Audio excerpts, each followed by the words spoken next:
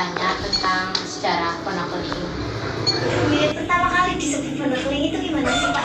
Oh, maksudnya itu tentang nama yang sebenarnya kalau disebut Wonogiri itu kan nama filosofi, nama bahasanya Nepal.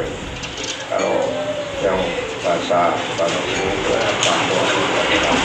wajah ini adalah hitam dalam artian tanggung, karena ini termasuk sebagai komunitas Muslim, pakaiannya juga hitam itu pakai ikan, maka sebutan Wonogiri adalah Wano itu adalah wadah, keling adalah hitam dengan langgeng.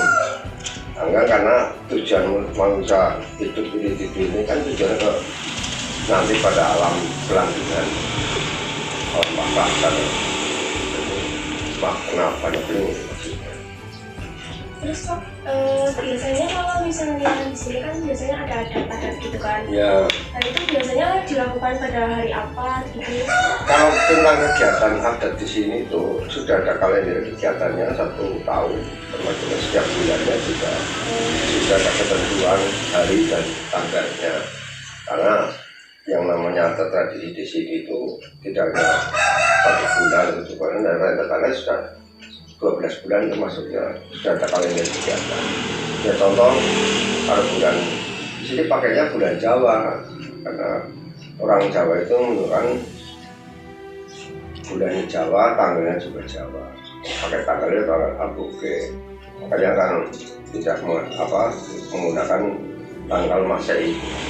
Kalau yang surah itu kan ini ada kegiatan tentang malam doa puji-pujian 3 Jumat, harinya Jumat terus. Jadi setiap kegiatan itu ada juga kegiatan yang hari Kamis, ada juga yang kegiatan ada Senin Pahing, maksudnya yang puncaknya termasuk kegiatan yang rutin untuk Wonogiri ini itu harinya Jumat atau Kamis kan. 1 tahun sudah ada setiap Jumat kedua itu ada kegiatan namanya perlon. Perlon itu bersih-bersih sekitar makam dan lingkungan wilayah sini. Kalau misalnya ada namanya perlon hubungannya dengan Wonogiri, kemudian ada perlon Senin Pahing, ada perlon Sore Kliwon, semuanya cuma bahasanya adalah perlon.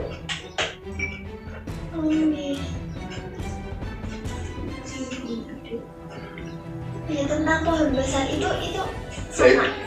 Ya itu pohon besar itu pohon nangsana, tapi kan bahasanya itu juga ada pohon mundunya, sehingga disebut wilayah itu bukan makam tapi halaman untuk istirahat dulunya. Disebut itu tempat itu adalah tempat mundu itu untuk biasa digunakan selamatan pada saat hari Senin Pahing di bawah pohon itu. Jadi itu namanya apa? Ya mundu, karena dulunya ada pohon mundunya, sekarang kan sudah dijarang tapi sudah dalam masyarakat sini kita pahamnya dengan mundu.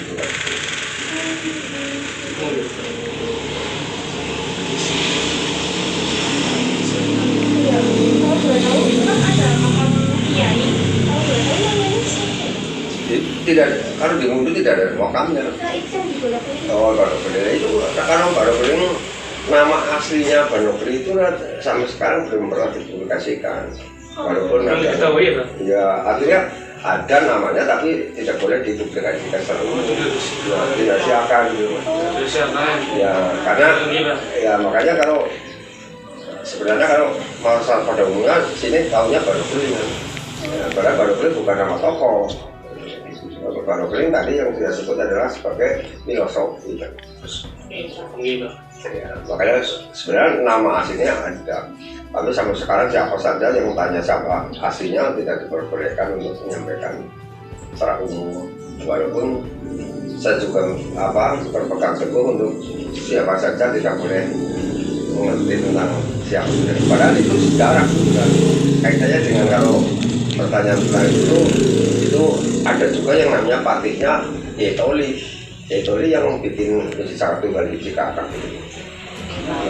Patihnya itu patihnya kan, makanya nama raja di sini nggak boleh disampaikan. Makanya cuma patihnya boleh lah. Ini boleh.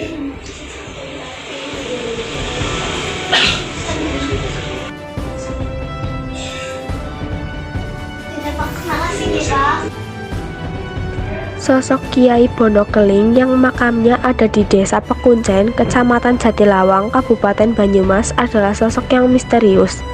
Sejarahnya tidak bisa dipastikan sebab anak keturunan Bonokeling memang merahasiakan cerita leluhurnya tersebut. Anak putu atau keturunan Bonokeling memiliki ritual yang unik bernama punggahan. Ritual ini dilakukan anak putu Bonokeling dengan berziarah di makam Bonokeling di Desa Pekuncen, Kecamatan Jatilawang. Ritual ini unik karena semua anak putu datang ke Jatilawang dengan berjalan kaki. Misalnya saja mereka yang dari Cilacap juga berjalan kaki hingga sampai Jatilawang. Jarak yang ditempuh bisa mencapai 30-50 km. Ribuan anak putu Bonokeling akan tumplek di Desa Pekuncen, Kecamatan Jatilawang dalam acara punggahan yang dilakukan jelang Ramadan. Saat ritual punggahan itu, mereka menggunakan pakaian seragam, yang laki-laki memakai pakaian hitam dan yang perempuan memakai jarik dengan memakai kamben. Komunitas Bonokeling ini dikenal dengan sebutan Islam Kejawen. Tradisi Jawa sebelum Islam masih digunakan. Mereka dalam melakukan penghitungan penentuan keagamaan menggunakan kalender aboge. Maka mereka pun juga disebut Islam aboge. Lalu siapa sih sebenarnya Bonokeling atau sering juga disebut Kiai Bonokeling? Nah, inilah yang menjadi misteri, sebab memang jati diri Bonokeling ini dirahasiakan. Yang pasti, Bonokeling bukan nama asli, hanya nama samaran. Bono itu berarti tempat atau wadah, dan keliling itu berarti hitam. Sementara siapa sebenarnya Bonokeling masih belum jelas. Tapi ada juga tulisan menjelaskan siapa Bonokeling ini. Namun sejarah itu dibantah oleh anak cucu Bonokeling. Sejarah di mana itu menceritakan bahwa Bonokeling memiliki nama asli Banyak Toleh yang merupakan anak dari Adipati Pasir Luhur Banyak Pelanak. Namun Banyak Toleh ini selisih paham dengan sang ayah hingga mengubur hidup sang ayah. Karena itu, Banyak Toleh melarikan diri dan dia kemudian ada di Pekuncen, Jatilawang dengan nama samaran Bonokeling. Dalam cerita itu, Banyak Toleh disebut tidak mau menerima Islam. Namun, uniknya saat di Pekuncen, dia yang dikenal dengan sebutan Bonokeling mengidentifikasi sebagai Islam. Namun, sekali lagi, cerita versi ini ditentang keras oleh anak putu Bonokeling. Sebab Bonokeling tidak mengajarkan pembunuhan. Lagi pula, Bonokeling adalah pemeluk Islam, bukan penolak Islam. Ada juga cerita yang menyebut bahwa di Banyumas ada 3 sosok dalam penyebaran Islam. Mereka adalah Kiai Magdum Wali, Kiai Mustoleh, Kiai Bonokeling. Kiai Magdum Wali mendapatkan tugas menyebarkan agama Islam di Banyumas bagian utara. Kiai Mustoleh menyebarkan Islam di Banyumas Tengah, dan Kiai Bonokeling menyebarkan Islam di wilayah selatan.